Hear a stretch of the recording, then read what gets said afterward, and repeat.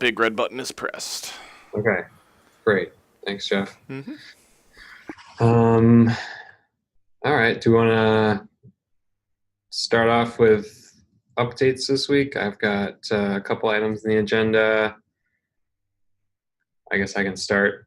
The dashboard survey has been well responded to. We've got some, I think we've closed that now, so that link should just be to a closed survey. But Spencer's working on sorting through that data and pulling out some numbers we can share, and that'll all be public and accessible, and we'll share it on GitHub and during our KubeCon presentation and any other avenues we can think of. Depending on how ambitious I'm feeling, I might try to do an infographic type design to accompany it, like we did before.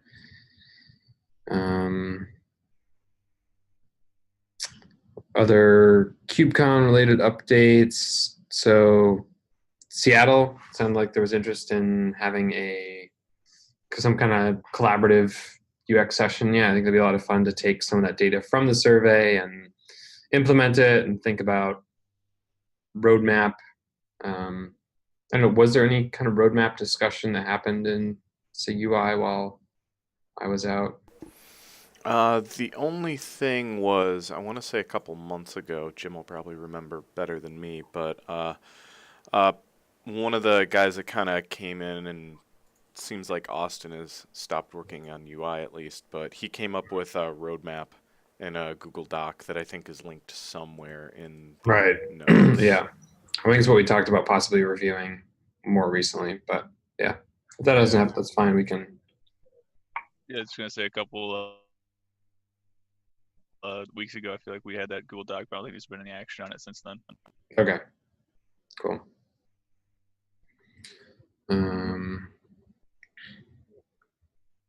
All right. So one of the questions I had, I was interested to get either your input on, was at the end of our presentation. So it's kind of targeted toward beginners, aren't as familiar with dashboard or Kubernetes. At the end of our presentation, what would make sense as a call to action for learning more or running dashboard? Would pointing them to Minikube make sense? So if you just want people to like spin up the dashboard and play with it, like Minikube is the easiest thing. I mean, Minikube start, and then I think it's literally Minikube dashboard. It works. Yeah. Okay. Yeah, I like that approach. Here's 2 commands, and so long as it's installed, you can have a Kubernetes cluster running locally that you can develop on, and here's the dashboard. Please let us know. Yeah. All right, cool. And I was hoping either Martin or Sebastian would be in this call, but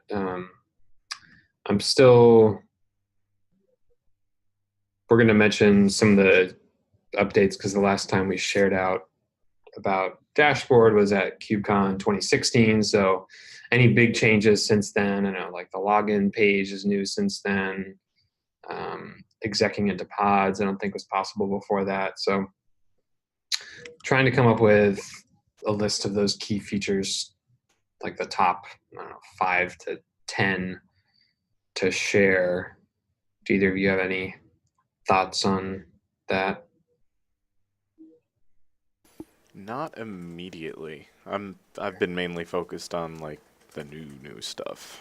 Yeah, that's kind of what I figured. I'll see if I can talk to Martin or Sebastian. They'd have a better historical take, I feel like.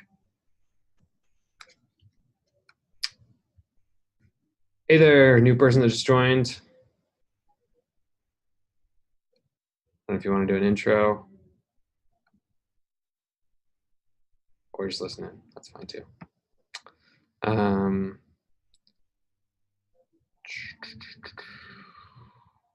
There was a question, I feel like somebody mentioned to me that, does dashboard support the latest version of Kubernetes?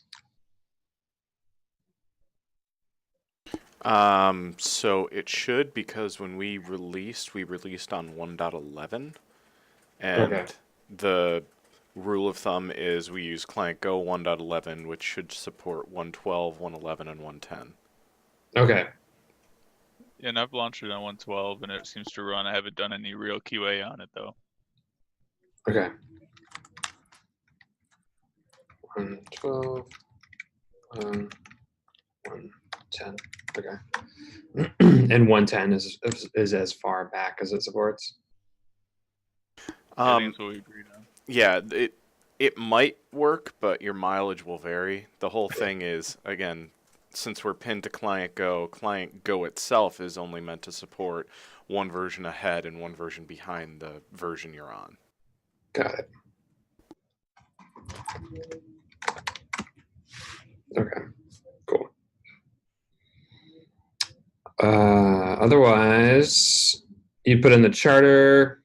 Yeah, the big thing was Aaron Kirkenberger wanted some leads, specifically all the leads to actually review the charter and weigh in on it, since I am not a high and mighty lead, but I'm the one that did the PR. So Sure.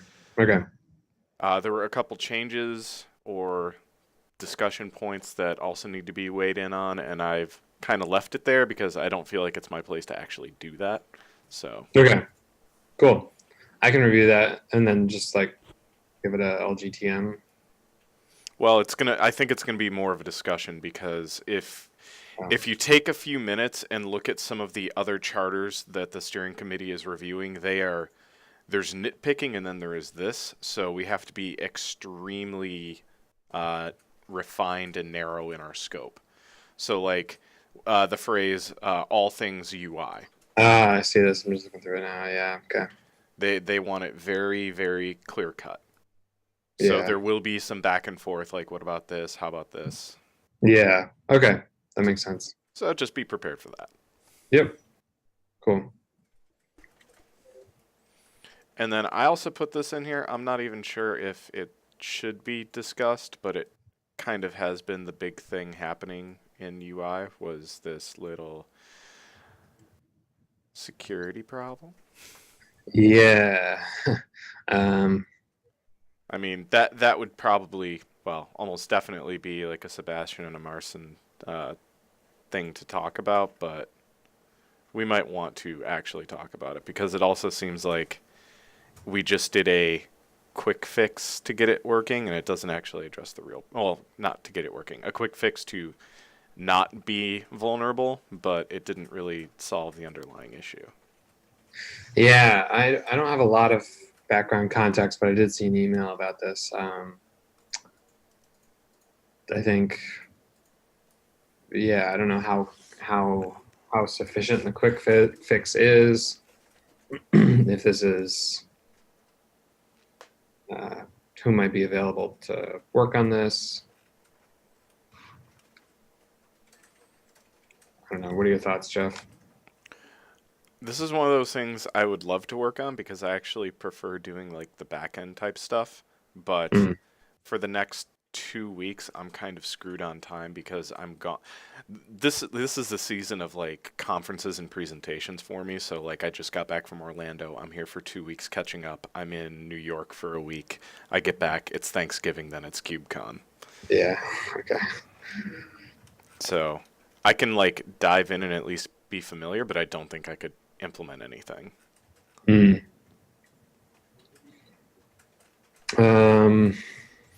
I do know what the actual like security problem was. I just don't know of a better way to fix it. There was some conversation here with Liggett, but Okay. Is it the kind of thing that a newer person that's not as familiar could jump in and work on? I couldn't tell you immediately. I don't. If you gave me a day, I could tell you tomorrow. Okay.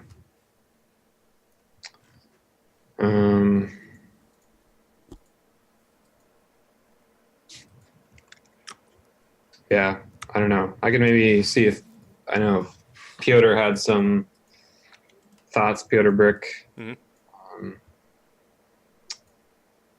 And see what his thoughts are. I think it kind of depends on the availability of Marcin to do any work on it.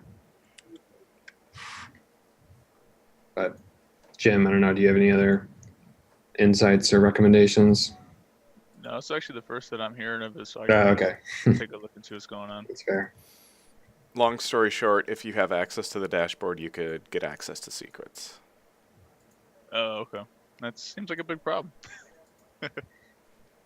That's the extreme TLDR, but I got it. Cool. Thanks. actually, what did Martian add?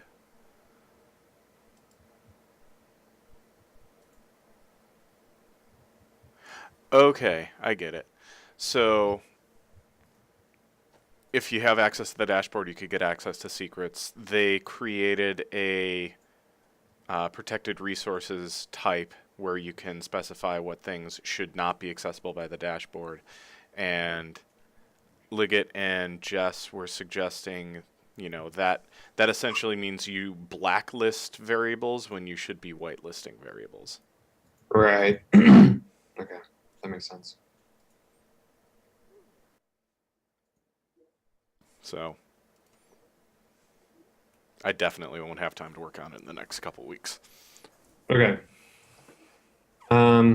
Yeah, so I guess no real clear action item there. I'll maybe follow up on there's an email thread and just see what Piotr's thoughts are and see if he thinks it's been sufficiently resolved. And if not, we'll have to figure something out, and hopefully Martin or Sebastian can find the time. But yeah, if not, we'll have to figure something out. Sounds good. We do what we can. Yeah. So that was everything from my side. Any other updates? I did see that Gwen was posting out there. I should have added this to the agenda. Looking for the contributor workshop, like a meet and greet. I don't know if SIG-UI wants to be part of that at all. Yeah. And this seems outside of some of the stuff we were talking about. Having our own sessions and things like that. It seems like they have like a speed dating type contributor workshop. Yeah, I can actually talk a little bit more on that. Actually, no, never mind. That issue pretty much sums it up. Okay. I am definitely going to be around for the contributor workshop, just overall event, helping out. So if someone, if no one else is available, I can certainly hop over when they do the speed dating and talk about SIG-UI. Oh, okay. Yeah, that would be awesome if you're willing to do that. Oh, yeah. Is this part of the contributor summit? It is the same thing? Yeah, so there's the overall contributor summit, and then in the contributor summit, there's the existing track, and then there's the new contributor track. New contributor is someone who is really interested in looking to contribute to the project as a whole. Yeah. So they go through and they bootstrap people, teach them all about PROW, how to submit a PR, how to handle issues, and get them just comfortable in the entire organization. And then this is great. Now that you're comfortable, what could you possibly work on, and what are you interested in? Okay. Cool. Yeah, I think that makes sense to capitalize on. And then sometime during that contributor summit, would that make sense? Do they have breakout sessions that we could do that have SIG-UI folks meet up and do some kind of a 2-hour workshop or something? Yeah, so there's going to be several rooms that are just available for unconference space and meetup space, because there are several tracks for things like SIG networking deep dive, or we're going to do a live API code review. I'll link the agenda in the Zoom, but that's kind of the point of the contributor summit as a whole was we don't normally get everyone that needs to be together, so let's have some structure, and then let's have a bunch of free space and time so people can do what we're trying to do. Okay. All right, sounds good. So I guess what would be the So it depends on the approach we want to take. If we want to make it like a true unconference session, the way that they're going to have people reserve space, isn't decided yet. That's probably going to be in the next couple weeks. Okay. Otherwise, again, there's just going to be like open space that we can take over and use. Okay. So we could just be like, here's the agenda. What are people not interested in? So we can meet up. And here is the current agenda. Where's chat? I'll link it here, and I'll put it in the doc. Okay.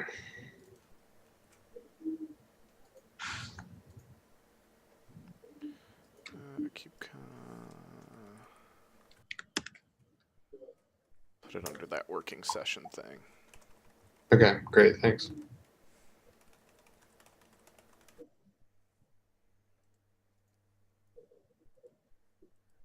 So that's me. Cool.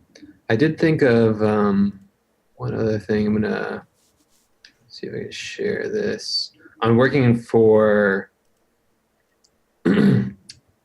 on the demo script along with Peng for our KubeCon talk, and I just wanted to share that and see if you had any thoughts on things that are missing or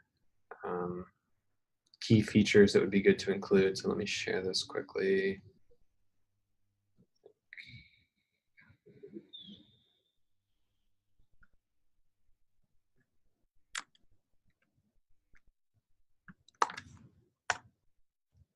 All right, so I shared the demo script, and then down in proposed detailed script, this is mostly put together by Peng. But the main kind of flow is that Mike is a developer responsible for maintaining a web app, and they're releasing a new version of the app, and he kind of has to troubleshoot what some emerging issues are with the app, and looks at logs, execs into pod, and so kind of showing off the linking between different sections, different objects within Kubernetes. So we don't have to review this now, but if you want to take a look on your own time and see if there are any key dashboard features that you think are left out that would be good to include, and just like, this is going to be a 8 to 10 minute demo, pretty short. Yeah, I'll actually be able to look at this after the community meeting. Okay, awesome. Speaking of, let's just get this on the radar since I am part of UI, which, give me 1 second. I have to wrangle Google Docs. But I want to see when our next community meeting update is, because I'll bet you it is in a couple weeks. UI, November 22nd.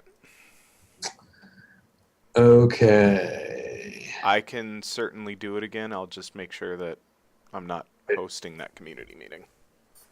Or I guess it doesn't really matter. That's not Thanksgiving, is it? That might be right before Thanksgiving. That might be the Thursday before Thanksgiving.